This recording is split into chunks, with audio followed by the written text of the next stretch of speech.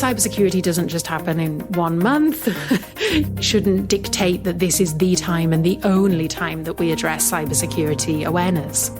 Hello, everyone, and welcome to the CyberWire's Hacking Humans podcast, where each week we look behind the social engineering scams, the phishing schemes, and the criminal exploits that are making headlines and taking a heavy toll on organizations around the world. I'm Dave Bittner from the CyberWire, and joining me is Joe Kerrigan from the Johns Hopkins University Information Security Institute. Hello, Joe. Hi, Dave. Got some good stories to share this week, and later in the show, Carol Theriault returns with an interview with Dr. Jessica Barker from Sygenta about how every month should be Cyber Awareness Month.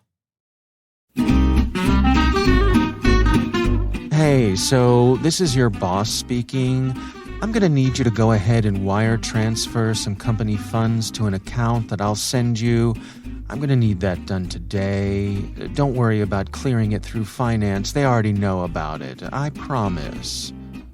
So this is obviously not your boss, but cyber criminals try this exact tactic all the time in the form of email CEO fraud, also known as business email compromise. They'll spoof your CEO or CFO's email address, send finance or HR an email about transferring money or sharing sensitive employee data, and an unsuspecting and untrained employee just might do it. Our sponsor KnowBe4, providers of the world's largest security awareness training and simulated phishing platform, know a thing or two about equipping employees to handle these threats. We'll learn how later in the show. All right, Joe, let's jump into some stories this week. Why don't you start things off for us? Dave, I know this is not a technical podcast, but I do want to talk about something technical today. All right. It's not really too terribly technical, so don't turn it off yet, listeners. Okay. So I want to talk about something called password spraying. Yeah. All right. What is password spraying? Well, it's very similar to a credential stuffing attack. In fact, it's almost the exact same thing. And according to the one Stack Exchange post I read about this, the difference is that... Which makes you an expert? Right, which makes me an expert. Okay. The difference is a pedantic one. Credential stuffing uses known username and password combinations, and password spraying is more of a brute force guessing attack. Okay. But they're both the same thing. They're trying credentials on systems to see if you can get in. Okay. Right? Here's why it works and why it's easy for an attacker to do it. It's important to understand that a lot of these systems, particularly web-based systems, are what we call stateless. And what that means is each time you click on a web page or click on a link or load a web page, that is a new connection to the web server. Mm-hmm. And the web server has to verify your identity by some previously provided information. Typically, it's stored in a cookie. This is why we actually have cookies. Okay. So that you can maintain state across multiple connections. Okay. And if you think about the workflow for logging in to a web application, right? Like let's say even something as simple as Gmail. Okay. Right? You are presented with a form that usually asks you for your username and password. Right. And you fill those in, and then you click a button that says log in, and that actually causes your browser to take that data and send it to the server in a new connection. Okay. Right?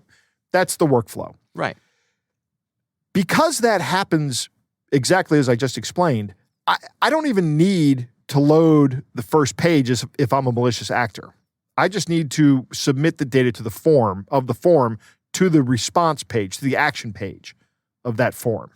Right? Those are actually two separate pages, and it happens over two separate connections. That makes it for an attacker really easy to script these kind of attacks and find valid logins based on the response from the server. A lot of people don't tend to think of these kind of attacks as social engineering attacks, but I do, because it relies on the bad behaviors of humans. It may be more aptly described as a security awareness problem, but again, I think the difference is like the difference between credential stuffing and password spraying. Yeah, right? And far be it from you, Joe, to be pedantic about something. Yes, sometimes I am pedantic about things, but sometimes I'm also frustrated with the right. the different terms we have in this right. field. Right, it's bad when other people do it. Right, Yeah. exactly. That's the way I feel about it, Dave. Sure, I understand. Yeah. So there's an interesting article over on ZDNet written by Liam Tung, and it talks about some information out of Microsoft DART. That's their detection and response team. That's why it's DART, but it's probably just easier to say DART. and it's cool because it's an acronym. They're warning of an uptick in password spraying attacks, and they've observed an emerging Iranian hacking group or malicious actor, some state-sponsored actor out of Iran that is using password spraying attacks against Israeli and U.S. critical infrastructure in the Persian Gulf. Now, there's some other interesting things in this article. Microsoft estimates that more than 1/3 of account compromises come from password spraying attacks, which is remarkable to me, that 1/3 of these attacks, and I don't know if this is a combination of password spraying and credential stuffing. I would imagine that it is. Yeah. But 1/3 of these compromises are from just guessing weak passwords or from finding reused passwords. Right. And we hear about them using dictionary attacks where they're just throwing, every word in the dictionary as an attempt to log in because people use weak passwords. Absolutely. Yeah. Humans are not very good at generating passwords that are actually hard to guess. Right. They're easy to remember. That means they're easy to guess. Right. Microsoft estimates that these attacks have about a 1% success rate. Which sounds low, but it is not low. Volume. It is remarkably high. Right. It's like if you're making a penny on every dollar that goes to the bank, you're making a lot of money. Right. These kind of attacks are out there, and Microsoft is recommending, of course, their password protection service to avoid bad passwords, which is a great recommendation, but there are other solutions as well. Any password manager will have password monitoring services that will say, hey, this password's been in a breach. Let's change it. Yeah, and it'll say, hey, we notice you're reusing this password all over the place. Stop it, knucklehead. Right. Yeah. Now, earlier I was talking about submitting the forms. Right. And it seems like these malicious actors could do this all day, but there's a very old solution to protect accounts against this on the development side of the house. And that's, if I see somebody, we've all experienced this, right? If I see somebody try to log in 5 times in a row and they don't get it right, I'm going to assume this is some kind of brute force hack and I'm going to lock their account. Yes, and I'll say for everyone who has ever not been sure what the password was for an account and it says you have 3 more tries, it is a source of anxiety and stress. Yes. By the way, a source of anxiety and stress that is immediately eliminated upon your implementation of a password manager. Okay. Right. So do that. Yeah. But these guys are being a little smart about this, right? They're not trying one username with a bunch of different passwords. They're picking one password and trying a bunch of different usernames to get around this account lockout feature. Oh. Which I think is pretty clever. Turn the thing around. That's Turn right. it on its head. That's right. That is clever. So this story is on ZDNet is about a state-sponsored group, but these actors are out there everywhere doing this kind of stuff. This is a typical tactic that malicious actors use, along with phishing and credential harvesting. These credential stuffing attacks and these password spraying attacks. Everybody's susceptible to these things. They can be done to anybody. They don't even have to know who you are, right? They could just guess at your username and maybe they'll get it right. So if you have an OG username, this is going to be one of the best attacks they're going to use against you. 2 things you can do to protect yourself, and I say this a lot: multi-factor authentication. Number 1. Yeah. This multi-factor authentication essentially nullifies a password spraying attack. Right. It can't be automated, or it's very difficult to automate it, but it takes more time. And if it's with a hardware key, it's almost impossible to get around that. Yeah, and if nothing else, they're going to move on to the lower hanging fruit than you. Right, exactly. Yeah. And the other thing, I've already said this, use a password manager and use the features. Yeah. Those are your best bets. Multi-factor authentication and a password manager will mitigate 99.999% of this threat. Yeah, absolutely. All right, interesting stuff. That's some cool stuff in that story. Again, we'll have a link to that in the show notes. My story this week comes from Cyberscoop. This is a story by AJ Vicens, and it's titled, "Scammers are emailing waves of unsolicited QR codes aiming to steal Microsoft users' passwords." Now, Joe, do you ever make use of QR codes?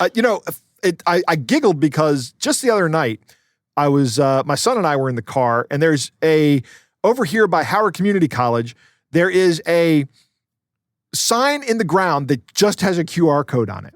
That's it? That's it. Just a QR code. Are you feeling lucky? Right.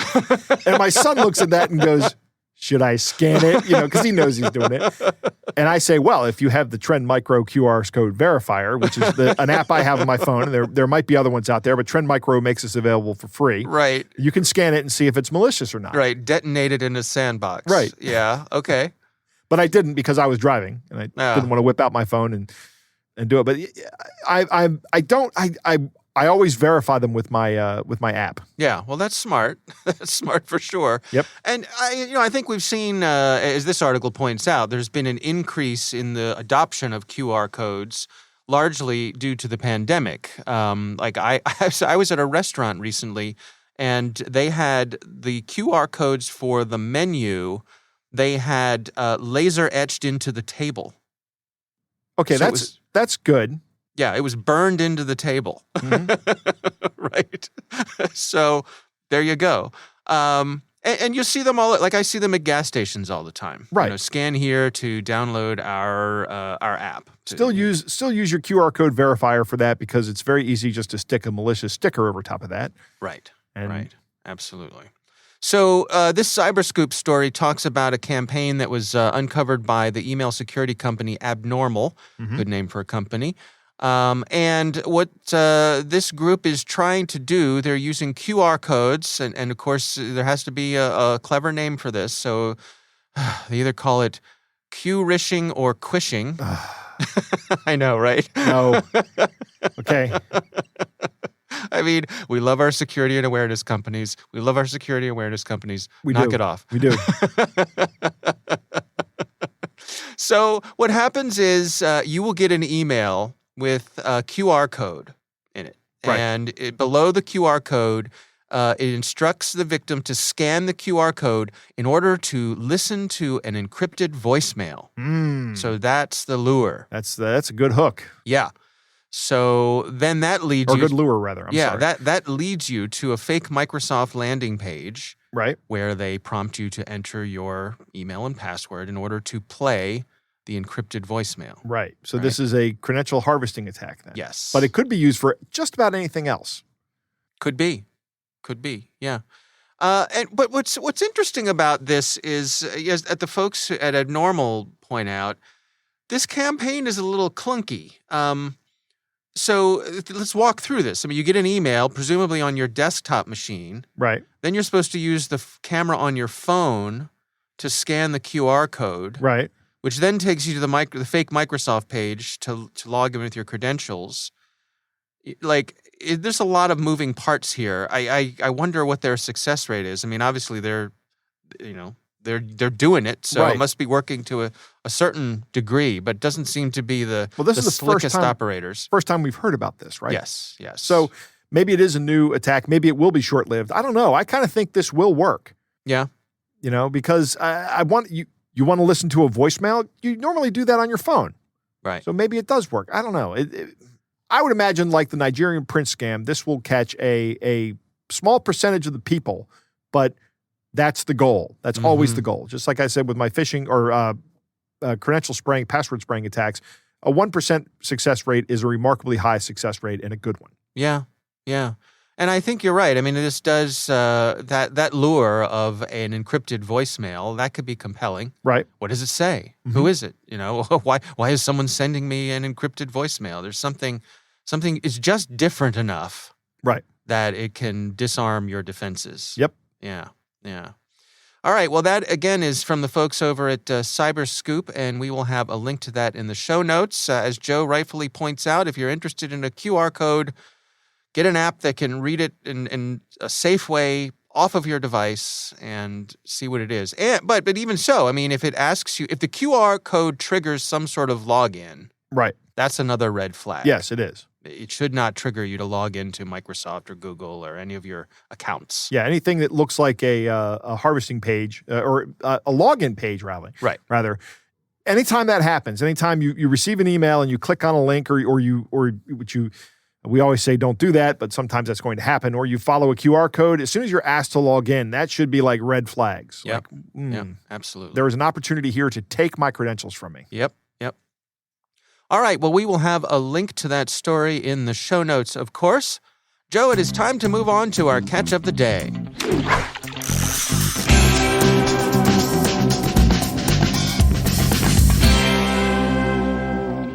Dave, our catch of the day comes from Wyatt, who writes, "Hello, Dave and Joe." You always get top billing, Dave. Well, what are you going to do? Well, you are podcast royalty. I will agree with that. So what am I going to do? Nothing. I'm not going to do that. In fact, I'm going to say, you know what? You probably deserve top billing in this show. I'm a big fan of the show. I recently came across this one in my inbox, and I couldn't help but share it with you. Enjoy. The title of this email is Donation from Mr. Warren E. Buffett, Billionaire Investor. And it has a very big red bar across the top of it that says, this is from Gmail. It says, "This message seems dangerous." You think? Yeah. So why don't you read this message? All right, it goes like this. Dear email owner, my name is Warren E. Buffett, an American business magnate, investor, and philanthropist. Am the most successful investor in the world. I believe strongly in giving while living. I had one idea that never changed in my mind, that you should use your wealth to help people. And I have decided to give $1,500,000 United dollars to randomly selected individuals worldwide. On receipt of this email, you should count yourself as the lucky individual. Your email address was chosen online while searching at random. Kindly get back to me at your earliest convenience before I travel to Japan for my treatment. What? What? I have no idea what that means. Okay. So I know your email address is valid. Email me here. Thank you for accepting our offer. We are indeed grateful. You can Google my name for more information, Warren Buffett, or you can visit my website, wikipedia.org/wiki/Warren Buffett. God bless you. Best regard, Mr. Warren E. Buffett, Billionaire Investor. I am Warren E. Buffett, billionaire. I own a mansion and a yacht. I wonder if it says that on his business card. Right. It just says Warren Buffett, Billionaire Investor. Right. You know, if I ever reach that point, Joe, I'm going to have business cards made that say just that. Dave Bittner, billionaire. Billionaire. Right. You obviously don't know who I am. Right. Permit me to give this to you. Right. Exactly. All right. This is fantastic. So many question marks in here, and like where they don't belong. United dollars. Obviously not Warren Buffett. Warren Buffett doesn't give money away to individuals. He gives charitably and generously, I should add, to organizations like the Gates Foundation. Right. Right. Isn't he one of the billionaires who is on board with that plan to try to give away most of his money before he dies? Yeah, he's one of those one of those guys. I don't know what that means, what that entails, or how much I trust it, but well, at least he's doing something. Right. He's not lighting cigars with $100 bills all day.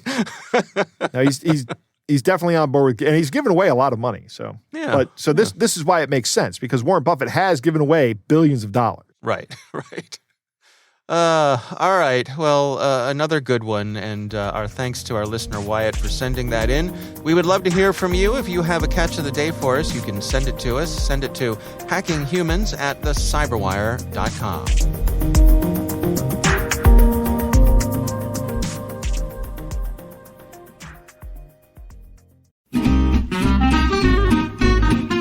And now, a word from our sponsor, KnowBe4.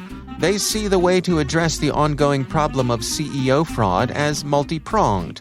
1. See if your work email domain is vulnerable to spoofing. KnowBe4 has a free tool that will do just that, called the Domain Spoof Test, available at knowbe4.com/DST. 2. If a CEO fraud email does get through, well-educated employees are your best last line of defense against lost funds and a bruised corporate reputation.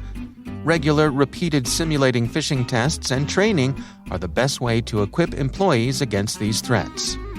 So check out the Domain Spoof Test. That's at knowbe4.com/DST. Think of KnowBe4 for your security training.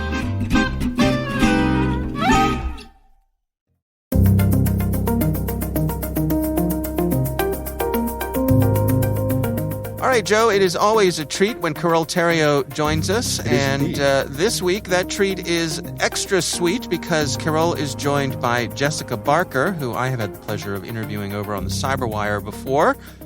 So here are Carole Theriault and Dr. Jessica Barker.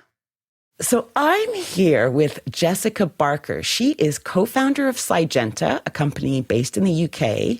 She is author of Confident Cybersecurity, a book about how to get a career in the industry. And and she's co-founder of Cybersecurity ABCs. Welcome, Jessica. Hi, it's great to be here. Thank you for coming here and talking to me about October being National Cybersecurity Awareness Month.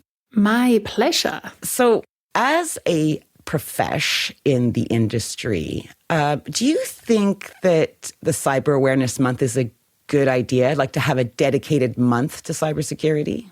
That is such a good question. And I was actually talking to a client about that yesterday, because they had planned a few activities for Cybersecurity Awareness Month, and due to circumstances outside of their control, they couldn't go ahead with them, or not in the way that they intended. And I said to them, it is great to have a month dedicated to cybersecurity awareness. And I love seeing how organizations do more and more around it every year. It's a great theme to galvanize people. But at the same time, cybersecurity doesn't just happen in 1 month. It's a constant thing. And if talking about cybersecurity for whatever reason in October doesn't work for a particular organization, then you've got to do what's right for you. It shouldn't dictate that this is the time and the only time that we address cybersecurity awareness. If you could choose any month of the year, do you think October is a good month? Or if they had asked you, they said, Jessica, choose whatever month you want, or any one of them could be Cybersecurity Month. Would you have chosen October, or would you have gone somewhere else? Ooh, I might have actually gone just a little bit further and gone for November, because it's such a big issue in terms of online shopping, in terms of the lead up for many people to the festive period and Christmas. So actually for a lot of the organizations we work with, that's when we really focus on cybersecurity in the personal life, because people may be buying gifts, they may be, getting things like gadgets and video game consoles and all sorts of things for the home now that are connected. So actually we find around that festive period can be a bit of a tricky time for people. So actually that can be a great time to talk about cybersecurity. Yeah, I totally agree, because everyone's going out and kids want gadgets, parents are buying them, grandparents are buying them, and not necessarily thinking about security at all. Yeah. I saw a stat recently that said 90% of Americans are concerned about cyber attacks, such as ransomware, ID theft, the whole lot. Does that surprise you, 9 out of 10 people? That sounds about right. I would be interested to know what the stat was or would have been even just 5 years ago, because I think people are a lot more concerned about it now. My concern of that is, are people concerned in like a healthy way, in that they're taking more interest, they're doing more, they're being a bit more proactive about security behaviors online? Or are people concerned in like a worried way? Because I never want people to be worried about cybersecurity. I never want people to be scared about cybersecurity. Are people healthy, worry, concerned, checking that they're being as secure as they can be? Or are people feeling actually a little bit afraid, and then that can lead to a whole host of more negative behaviors? Yeah, and you can see how it would happen, right? Because a journalist needs eyeballs in order to say, great, I'm doing a good job. So often the titles and the first paragraphs will be quite explosive. Not all these articles have advice for people on what to do.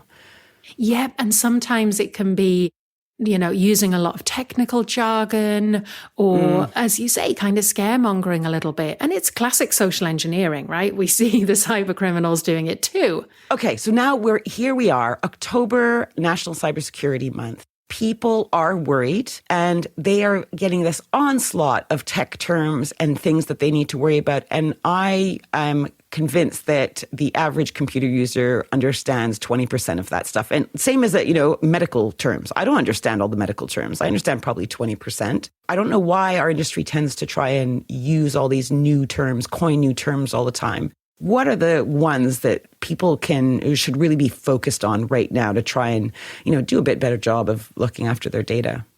So my number one rule when I talk to people, and I'm doing a lot of awareness raising this month, the main thing that I'm talking about is social engineering, particularly phishing. So when we are manipulated into giving over information or clicking links or downloading attachments. And so the number one thing I say to people is if you receive a communication, it can be an email, a text, social media, WhatsApp, whatever it is, if it's unexpected, if it makes you feel something, and if it asks you to do something, that's a big red flag that it may be social engineering. So that's when you need to slow down and, read it out loud to someone else, take a pause, check it through, maybe check with the supposed sender. Did they really send it? Because that combination of factors can be a sign that it is, say, phishing. Not all phishing will use emotion, but the phishing messages that do, we are more susceptible to clicking on that link or downloading that attachment.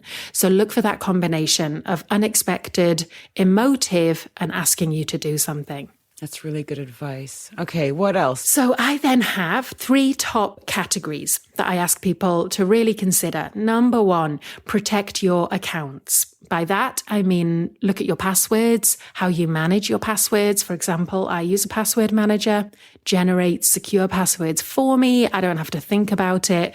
I know they're all unique and strong. And multi-factor authentication. So your accounts are not just relying on passwords.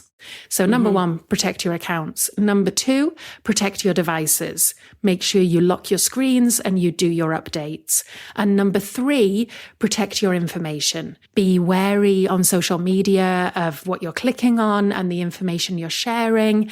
And doing that, plus being wary of social engineering, that will take care of like 95% of the threats out there. What are your views on using your face print or your thumbprint to get into your devices? Are you cool with that, or do you think it should be a passcode for the average user? So I think it can be really helpful for a lot of people. And I think it can be better than some of the other, when we see people using like 1, 2, 3, 4 or not having a PIN set up. I think it's much, much better. It can also be really good for when we are traveling, moving around more. Someone can be shoulder surfing, see what PIN you put in and swipe your phone. A lot harder for them to do if you're using biometrics. So they certainly have their place, and we shouldn't overlook the convenience. And if we can make security a bit easier for people, then more power to it. So in other words, better to use your face print or thumbprint than nothing. Definitely. Exactly. Absolutely. I hope you guys listen to Jessica Barker. She's a very, very smart lady, a co-founder of Cygenta and author of Confident Cybersecurity and co-author of Cybersecurity ABCs. Thank you for joining us, Jessica. Such a pleasure. Thank you.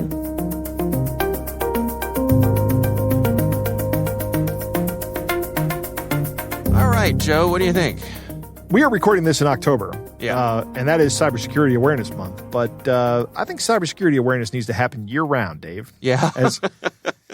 Not just a month. Right, not just a month. And Jessica makes a great point. Maybe we should be doing this in November because there's huge timing coming up. In fact, next month, I'm sure you and I are going to have a story about some fake retailer that is scamming people out of hundreds of dollars selling fake toys or counterfeit goods or something. Yeah, because of the holidays. Sure. Right, Yeah, because those are coming up. Yeah. Interesting that Dr. Barker talks about how 90% of people are concerned about cyber attacks, yet we hear stories. Like a couple months ago, we had a story about Twitter's metrics on multi-factor authentication where that was below 10%. It's something very simple to implement that would really go a long way towards mitigating your risk. Yeah. Jessica makes a good point about not being overly concerned, right? Don't be paralyzed by the fear. Take an action, like enabling multi-factor authentication or getting a password manager. Right. Do something about it. Right. Carol and Jessica have a great discussion around jargon, and we talked about this early on with the, quishing? Cruising? Yeah. Can you even say that? Yeah, there's quishing, there's smishing, yeah. Password spraying versus credential stuffing. This kind of stuff gets under my skin. Yeah. Right. And what's even worse is when we start talking about acronyms, right? Like TTPs or IOCs, indicators of compromise. I think IOC is a good one. Indicator of compromise is a good one. But, when we start getting beyond this thing, we start it's almost, I think it has a real tendency in this community to be exclusionary. Yeah, I agree. And I think that's bad. Yeah. This industry really loves buzzwords, and I think we need to do something about that. I just think that needs to change. Yeah. I absolutely love Jessica's explanation of what constitutes any kind of social engineering attack. This is one of the most concise definitions I've ever heard. It's got 3 points, and it applies to any communication that comes in. The first point is this communication is unexpected, right? Any email, message, anything that comes in that you're not expecting, that should be observation point number 1. Number 2, it causes any emotional response, whether you get angry, whether you get sad, whether you get scared. And number 3, if it has a call to action that asks you to do something. Right. These 3 things together are key indicators. You see that, you need to do exactly as she says. Step back, go read the message to somebody else, think about it, don't act. That's a great piece of advice and a great summary of what a social engineering attack looks like. Yeah. Protect your accounts, protect your devices, and protect your information. Those are the 3 key things to look out for as well. That's essentially all your exposure on the network, on the internet. Yeah, absolutely. All right. Well, again, our thanks to Carole Theriault for bringing that story to us, and thanks to Dr. Jessica Barker for joining us as well. That was a real treat. We want to thank all of you for listening, and we'd like to thank our sponsor, KnowBe4, the provider of the world's largest security awareness training and simulated phishing platform. CEO fraud is not going away anytime soon, but there are ways to address this problem. Look up KnowBe4 to learn more about their new school approach to security awareness training, and check out their free domain spoof test tool at knowbe4.com/DST to see if your work email addresses are vulnerable to spoofing.